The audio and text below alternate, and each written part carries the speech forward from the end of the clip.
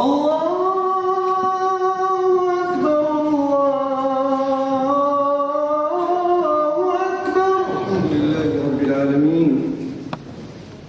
لله نحمده ونستعينه ونستهديه ونعوذ بالله من شرور أنفسنا ومن سيئات أعمالنا من يهده الله فلا مضل له ومن يضلل فلا هادي له وأشهد أن لا إله إلا الله وحده لا شريك له وأشهد أن سيدنا محمدًا عبده ورسوله اللهم صل وسلم وبارك عليه وعلى آله وأصحابه أجمعين وعلى التابعين ومن تبعهم بإحسان إلى يوم الدين. أما بعد، فقد ذكرنا في الجمعة الماضية بفضل الله تبارك وتعالى شروط الله سبحانه وتعالى في الانتماء إلى أمة الإسلام على ضوء قول الله تبارك وتعالى في سورة آل عمران: كنتم خير أمة أخرجت للناس تأمرون بالمعروف وتنهون عن المنكر وتؤمنون بالله. وقلنا أن الله سبحانه وتعالى إذ امتدح هذه الأمة بأن جعلها خير الأمم جعل لذلك شرطا، وهو الالتزام بالأمر بالمعروف وبالنهي عن المنكر. ومن أراد أن يلتزم بالأمر بالمعروف وبالنهي عن المنكر فعليه أن يلزم نفسه هو أولا بالإقبال على المعروف وبالنهي عن المنكر. والآن وقد وعينا إن شاء الله تعالى بضرورة الالتزام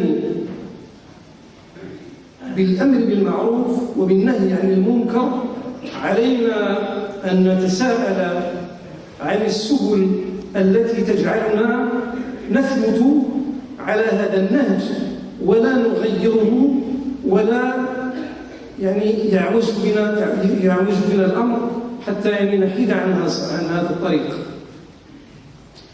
Donc, nous avons la semaine dernière évoqué les conditions de l'appartenance à la communauté musulmane, à l'islam en général, en citant le verset numéro 110 de la 3e sourate Al Imran, dans laquelle Allah subhanahu wa ta'ala dit: vous êtes la meilleure des communautés qui ait jamais existé. Et nous avons appris que ce compliment était en fait conditionné par l'engagement à conseiller le bien, à recommander le bien et l'accomplir, et d'un autre côté de mettre en garde contre le mal et de s'en éloigner. Et si nous avons donc pris l'engagement, si nous avons pris donc sur nous-mêmes l'engagement formel de suivre cette voie, il est de notre devoir de nous interroger sur la manière de rester fiable et de rester stable dans notre engagement. C'est-à-dire que nous sommes en face d'une responsabilité que nous nous sommes donnée. Quels sont les moyens que nous allons mettre en œuvre pour rester sur ce droit chemin dont nous avons entamé, disons, et qui doit nous guider vers notre voyage vers le monde futur. Car tout cela, tout ce dont nous sommes en train de parler, c'est la préparation vers l'ultime étape qui est le monde futur, au jour du jugement dernier.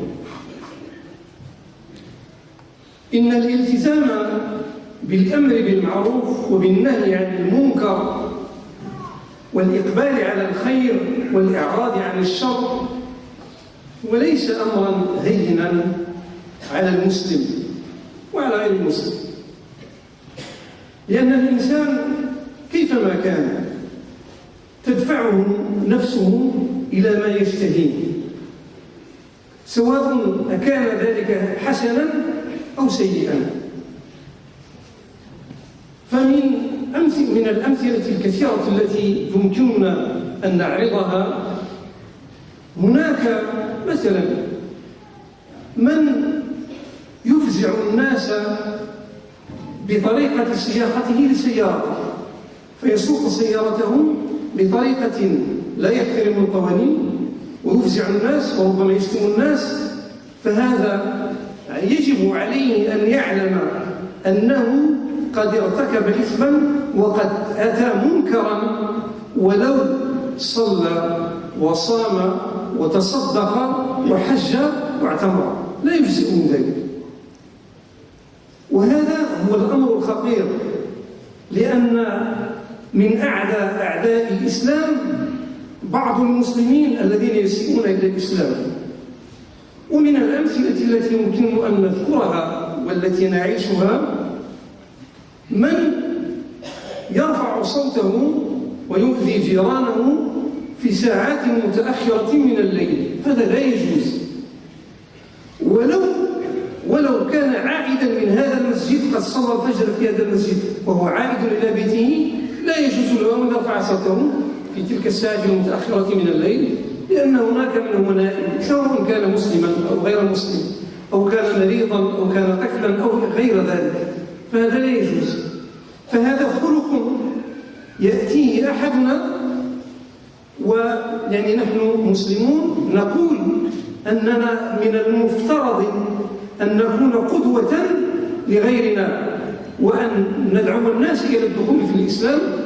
فبهذه الأفعال يعني يكون العكس، فنرد الناس ونبعدهم عن الدين، وهذا إثم كبير.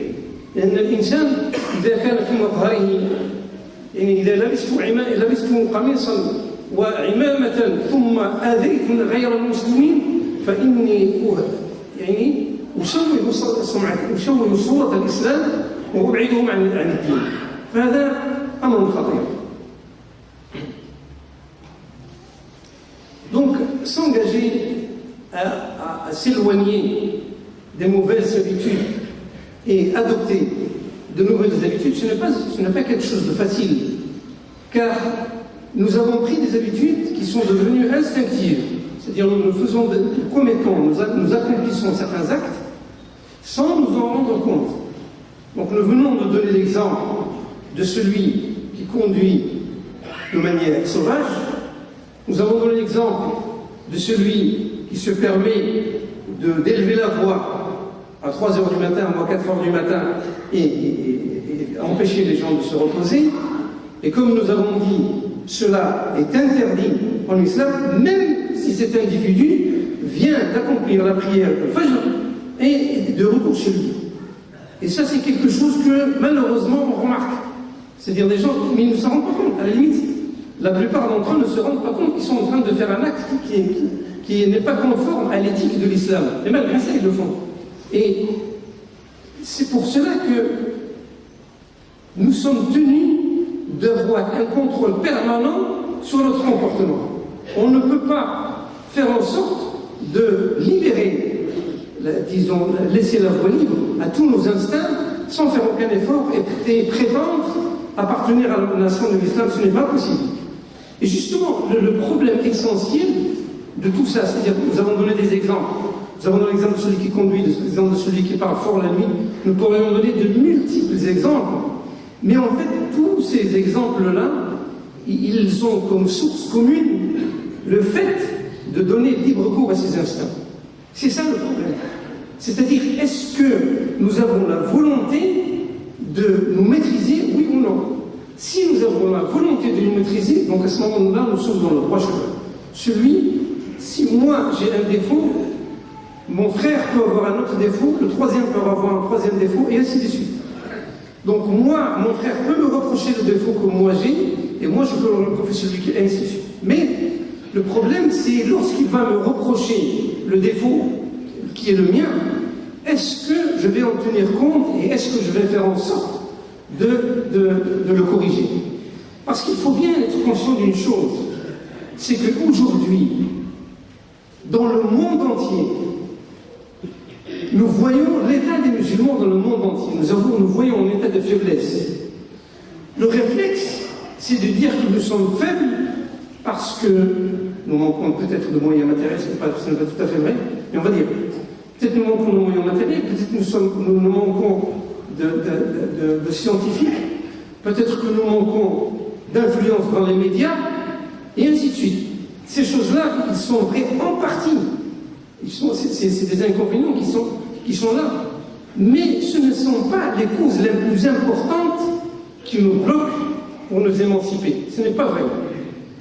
Ce qui nous bloque pour nous émanciper, c'est le fait que nous ne donnons pas les moyens de vivre notre religion comme il se doit. Nous ne nous comportons pas de manière civilisée par rapport aux principes qui sont dictés par notre religion, pas par d'autres personnes. C'est exactement ça qui freine le blocage. Pourquoi? Je vais vous dire pourquoi. Parce que dans l'histoire, le prophète sallallahu alayhi wa sallam, il n'est pas venu en 2 semaines et il a fondé une nation. Il a passé 13 ans à la Mecque en train d'éduquer ses compagnons, et c'est au bout de 13 ans qu'il a pu fonder une nation. Et lorsqu'il a fondé la nation, à ce moment-là, ses compagnons se sont comportés d'une manière civilisée et ont donné l'exemple durant la vie du prophète sallallahu alayhi wa sallam et après la vie du prophète sallallahu alayhi wa sallam. Parce qu'il faut savoir une chose, c'est que l'islam qui s'est propagé, contrairement à ce que pourraient dire certains pseudo-philosophes, certains pseudo-intellectuels, l'islam ne s'est pas propagé par la force. Parce que si c'était vrai, si on pouvait propager une idéologie par la force, il y aurait eu dans l'histoire, il n'y aurait pas eu l'échec de toutes les invasions qu'il y a eu dans le monde entier. Les invasions qui étaient basées uniquement sur des raisons matérielles.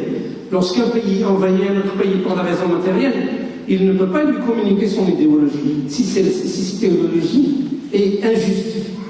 Par contre, les compagnons du prophète sallallahu alayhi wa sallam, ils ont pu propager l'islam parce qu'ils ont gagné les cœurs des nations avec lesquelles ils se sont mélangés. Ils se sont mélangés avec les Perses, ils se sont mélangés avec les Turcs, ils se sont mélangés avec les Égyptiens. Tout cela, ils se sont mélangés avec eux parce qu'ils ont pu conquérir leur cœur. Et pourquoi ils ont conquis leur cœur? Ils ont conquis leur cœur par leur comportement. Avancez, jazakumullahu khairan, il y a des gens qui sont derrière, s'il vous plaît. Jazakumullahu khairan.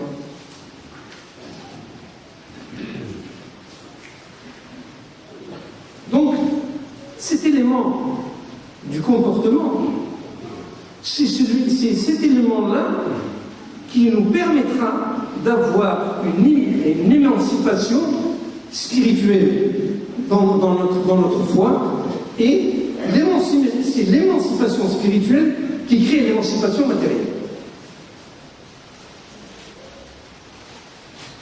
أقول قولي هذا وأستغفر الله لي ولكم فاستغفروه إنه هو الغفور الرحيم الحمد لله رب العالمين.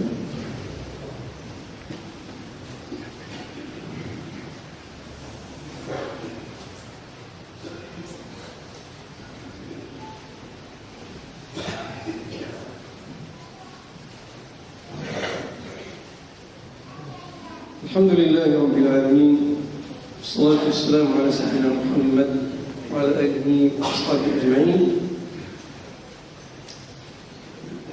من واجب المسلم إذن أن يقاوم نفسه حتى يجعلها على طريق الالتزام بالأمر بالمعروف وبالنهي عن المنكر، وهذا كما قلنا ليس بالأمر الهين. يقول ابن الجوزي رحمه الله، يعني يضرب مثلا في النفس التي تطلب الدنيا والنفس التي تطلب الآخرة، لأن هذا كله ما قلناه، يعني الإنسان الذي يتشبث باقتراف المنكرات ذلك من حبه للدنيا، لأنه لو كان يعني إذا تذكر الآخرة وتذكر أنه سوف يلقى الله سبحانه وتعالى فإنه يحجم عن الذنوب، يحجم عن إتيان المنكرات.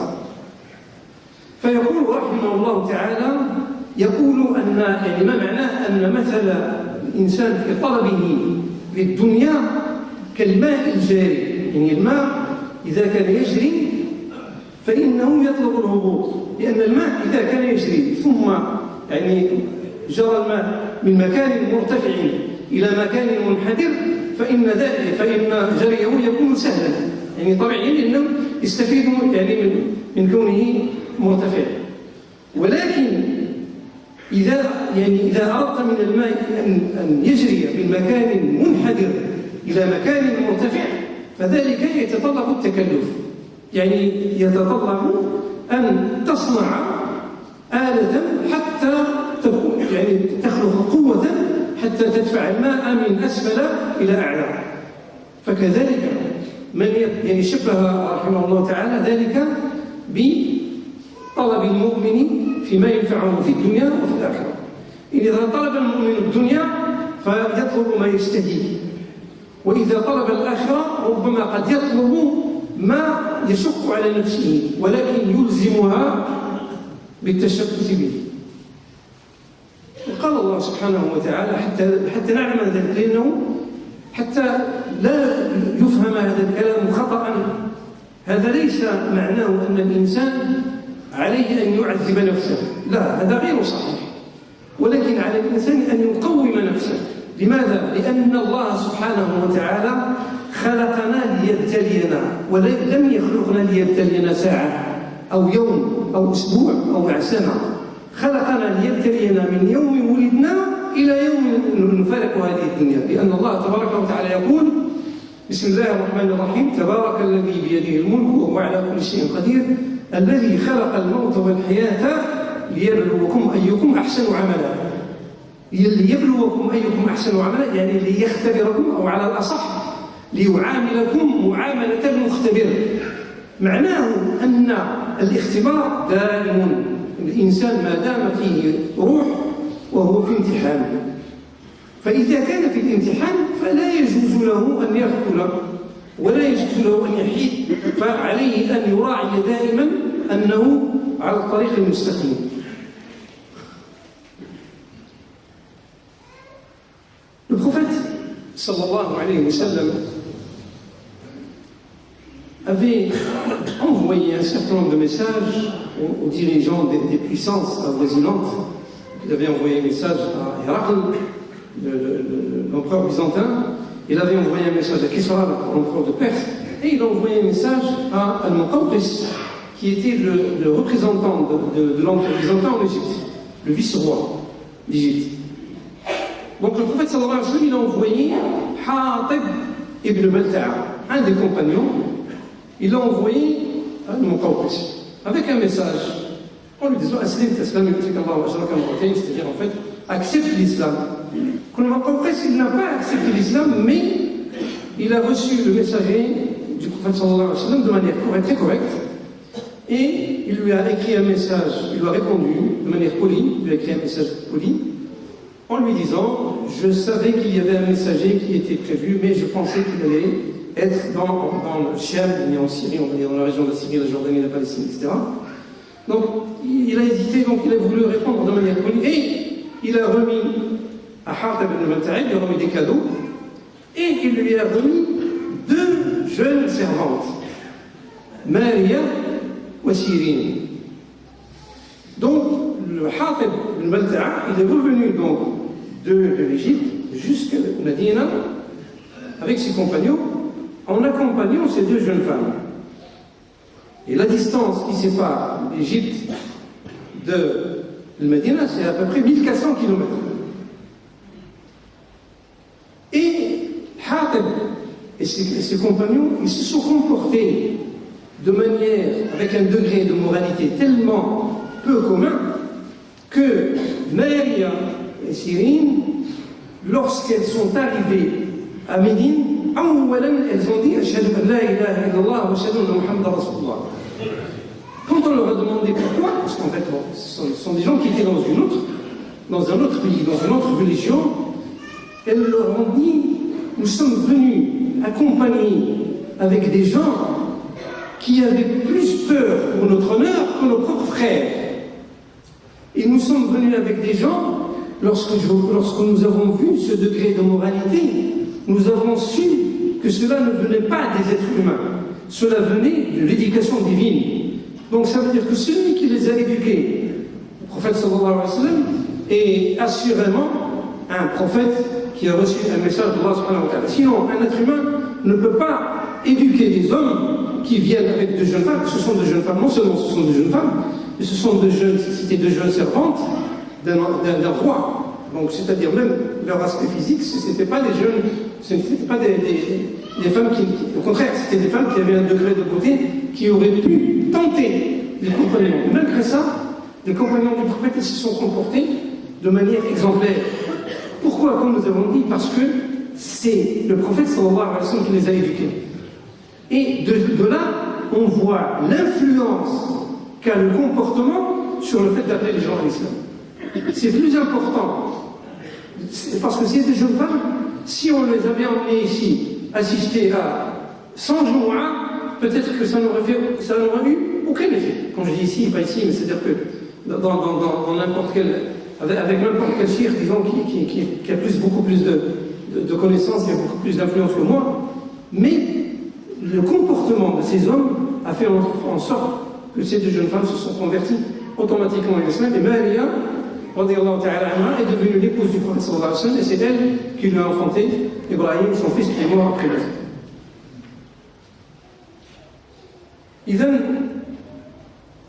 من وسائل يعني ضبط النفس وتربية النفس الإنسان الذي يريد أن يربي نفسه عليه أولا أن يتعرف على نقاط الضعف منها. لماذا؟ لأن الإنسان إذا حارب عدوا، يعني أنت مع نفسك كأنك تحارب عدوا أو كأنك تعالج مريضا، وفي كلتا الحالتين يجب عليك أن تتعرف. إن كان عدوا تتعرف على عدوك حتى يعني تناوره وحتى تهزمه، إن كنت تعالج فعليك أن تتعرف على الداء حتى تعالج ذلك الداء. فلذلك عليك أنت أن تعلم نقاط الضعف من نفسك أنت، لأن الناس مختلفون. هناك من يعني تغلب عليه شهوة المال، يعني لا حاجة له بالنساء ولا حاجة له بالجاه، وإنما يغلب على المال. وهناك من يغلب عليه الجاه، لا حاجة له بالمال ولكن يحب الجاه. وهناك من لا حاجة له لا بالمال ولا بالجاه ولكن شهوته إلى النساء وإلى غير ذلك من الشهوات. فعليك أن تتعرف على الجانب الذي يضر نفسك حتى تقاومه. فبماذا تقاوم؟ تصرف الأسباب التي يعني تجعلك عرضة لهذه الشهوة. إنسان يحب المال يذكر الموت ويجعل يقينه في لقاء الله سبحانه وتعالى، ويعلم أنه إذا أدخل في جيبه مالا حراما فإنه سوف يعذب الله سبحانه وتعالى به في الآخرة. وهكذا والله سبحانه وتعالى يقول: من كان يريد حرث الآخرة نزد له في حرثه. إذا كنت تريد شيئا من الآخرة، تريد أن تتطوع لعبادة أو لعمل في الآخرة، الله سبحانه وتعالى يسهل لك يعني دون تردد. ويقول الله تبارك وتعالى: ومن كان يريد حرث الدنيا نؤتيه منها. يعني من أراد الدنيا فإن الله سبحانه وتعالى يعني يقول الله تعالى في الآخرة: نزيد له في حرثه. ولكن الدنيا يؤتيه الله تعالى منها، ولا يؤتيه من الدنيا إلا ما كتبه الله له. يعني كما جاء في الحديث الذي قيل أن في ضعف على كل حال، الحديث القدسي الذي يقول الله تبارك وتعالى فيه أن الإنسان يعني إذا لم يرضى بما قسم الله تعالى له فيجعله الله تبارك وتعالى يجري، يعني كجري الوحوش في البرية، ولا يكون له من نصيبه من الدنيا إلا ما كتب الله تعالى. فلذلك الإنسان عليه أن يجعل نصب عينيه قول الله سبحانه وتعالى: يا أيها الناس اتقوا ربكم إن زلزلة الساعة شيء عظيم. فمن جعل نصب عينيه أنه ذاهب إلى يوم القيامة وذاهب إلى الأهوال، تلك الأهوال التي قال فيها النبي صلى الله عليه وسلم لعائشة رضي الله عنها لما سألت: قال عليه الصلاة والسلام: يحشر الناس يوم القيامة حفاة عراة غرلا. يعني غرلا يعني غير مختون، يعني حتى ذلك القطعة من اللحم التي قطعت منه حتى يكون جزءا من جسمه. فقالت عائشة: يا رسول الله، النساء والرجال جميعا ينظر بعضهم إلى بعض. فقال النبي صلى الله عليه وسلم: يا عائشة، الأمر أشد من أن ينظر بعضهم إلى بعض. يعني تصور أنك في مجمع فيه النساء والرجال مختلطين وكل يعني عار، ومع ذلك لا يشغلك ذلك، لأن من الهول الذي وقع ليس لك وقت حتى تلتفت فتنظر إلى من معناه، أن هذا هول عظيم. فكذلك الإنسان إذا كان شغل عن أقوى غرائزه في ذلك اليوم، فكذلك إذا اشتغل في حياته الدنيا بالجد، فإن الجد يغنيه على ما يشتهيه من ما لا ينفعه. Donc nous allons terminer, Inch'Allah Ta'ala, juste en citant le hadith que nous venons de dire, c'est que la motivation doit être le fait que nous devons en fait avoir en face de nous l'ultime étape qui nous attend, c'est-à-dire le jour du jugement dernier. Si nous avons en tête que nous allons vers le jugement et que ce jour du jugement dernier est un jour terrible, dont le prophète sallallahu alayhi wa sallam a dit, lorsqu'il a dit, le jour du jugement dernier, les gens seront pieds nus, seront entièrement nus. Et même ceux qui sont circoncis, la partie qui a été ôtée lorsqu'ils ont été circoncis va faire partie de leur corps. Donc Aïcha lui a dit: Ya Rasulallah, comment est-ce qu'il est possible que les hommes et les femmes soient dans un même endroit, tout nus, en train de chacun regarde l'autre? Le prophète sallallahu alayhi wa sallam lui a dit: la gravité de ce jour fera en sorte qu'ils n'auront pas le temps de se contempler les uns aux autres. C'est-à-dire, c'est un événement tellement grave que les gens ne pourront pas consacrer du temps, ils consacreront du temps juste aux événements terribles qui vont arriver. Donc de la même manière, il faut faire en sorte de sélectionner des choses de la vie, des choses qui nous plaisent dans la vie, ce qui est utile de ce qui est inutile.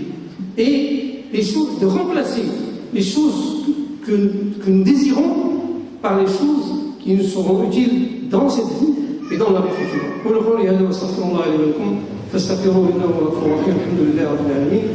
Avant de faire le dua, Inch'Allah Ta'ala, je voudrais rappeler à mes frères deux choses. La première des choses, c'est que les responsables de la mosquée vont mettre à la disposition des frères donc l'achat des moutons pour la fête Inch'Allah avec l'Eid al-Adha. Ici même à la mosquée, donc l'idée c'est de commander et la livraison se fera le jour qui suit l'Eid al-Adha Inch'Allah Ta'ala. Donc merci de prendre contact avec les responsables pour plus de détails. Le point suivant, c'est que nous avons une dame qui nous a donc imploré de faire le dua pour son fils qui est mort il y a à peu près 8 ans. Donc c'est un désir qu'elle a exprimé. Nous allons, Inch'Allah Ta'ala, c'est de notre devoir, nous allons, Inch'Allah Ta'ala, faire un dua pour cette personne. Donc je vous prie de monsieur. Alhamdulillah Rabbil Alamin. Allahumma laka alhamdu rabbi wa thana'u kama yanbaghi li jalali wajhika wa 'azimi sultanik. Allahumma salli wa sallim wa barik ala sayyidina Muhammad wa ala alihi wa ashabihi ajma'in.